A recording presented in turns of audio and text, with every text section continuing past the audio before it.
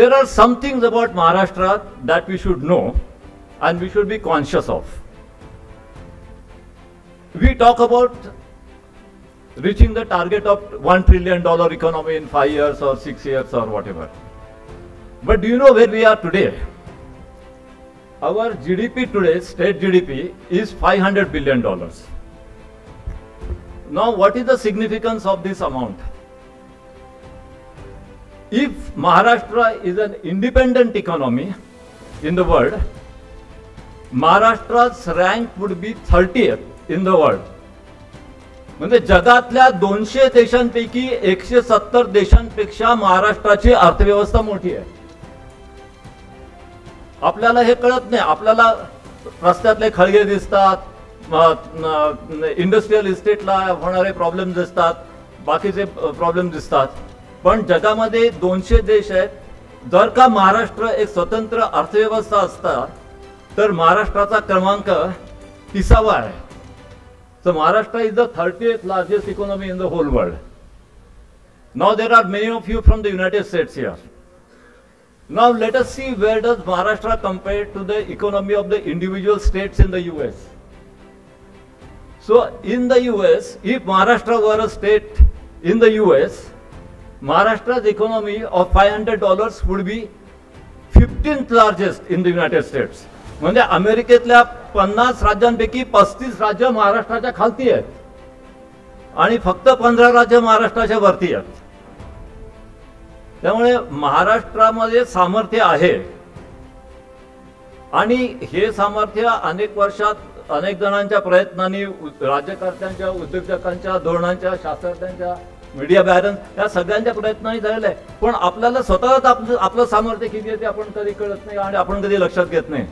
In the whole world, we are the 30th largest economy, and compared to the US, we are the 15th largest economy as compared to the other states of the US. So, our target as a nation, which the Honorable Prime Minister had articulated many times, we have already reached the 3rd largest national economy. But Maharashtra should aim to reach, whether it is $1 trillion or $2 trillion or $1.5 trillion, I don't care. But in the competitive world, Maharashtra should try to be one of the top 10 economies in the world. It should be the 10th, 11th largest economy in the world in the next few years. And that capacity we have. But how do we reach there? Now, if we want to reach there, आपल्याला उद्योगामध्ये प्रगती चालू आहे, विज्ञानामध्ये प्रगती चालू आहे, सांस्कृतिक क्षेत्रात प्रगती चालू आहे. पण ही जी प्रगती आहे त्यापेक्षा आपल्याला थोडा वेगळा विचार करायला पाहिजे. म्हणजे जे आहे ते सगळं चालू ठेवून त्या पलीकडे प्लस प्लस वेगळा विचार केला पाहिजे. आणि तो वेगळा विचार म्हणजे असा की महाराष्ट्राने आता मूनशॉट चॅलेंजचा विचार सुरू केला पाहिजे. मूनशॉट चॅलेंज म्हणजे काय की ज्या वेळेला जॉन एफ केनेडी अमेरिकेचे राष्ट्राध्यक्ष होते त्यावेळेला त्यांनी घोषणा केली की मी 10 वर्षाच्या आत मानवाला चंद्रावरती पोहोचवीन आणि सुखरूप परत आणेन. त्यावेळेला अमेरिकेमध्ये टेक्नॉलॉजी आणि resources were not developed to that extent. So you should take a challenge when you don't have resources with you. It is like I met a very senior industrialist, and I met him on Friday evening in Mumbai in a social event, and he said, "You know what is being an entrepreneur?" I said, "No, I'm not an entrepreneur. I'm in the thought think tank work." He said, "I'll tell you what is an entrepreneur." He said, "Today is Friday evening. It's 6 o'clock. Banks are closed. I promise you to give you an X amount of money, say 10 crore rupees, by Monday morning at 8 o'clock before the banks open. So if I can fully guarantee you on Friday evening that I'll give you money on upon Monday morning of say 10 crores or 15 crores before the banks open, then I have an ability to generate those resources when I have nothing here. That is an entrepreneur. If I promise you on Monday morning that I'll give you money on Wednesday, it is nothing great. I can go to the bank and take a draft of 10 crores and give it to you. But if I can promise you on Friday night and I can give you the money on Monday morning, that's being an entrepreneur.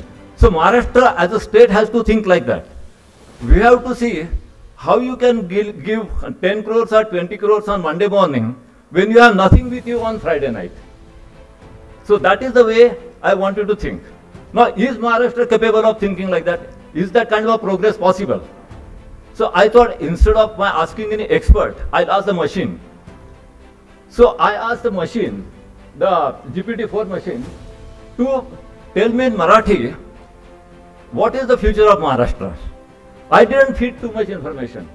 I just said, tell me, what is the future of Maharashtra? And I got this answer in Marathi. And just listen to it, it's very interesting. I'll read it. This is from GPT-4.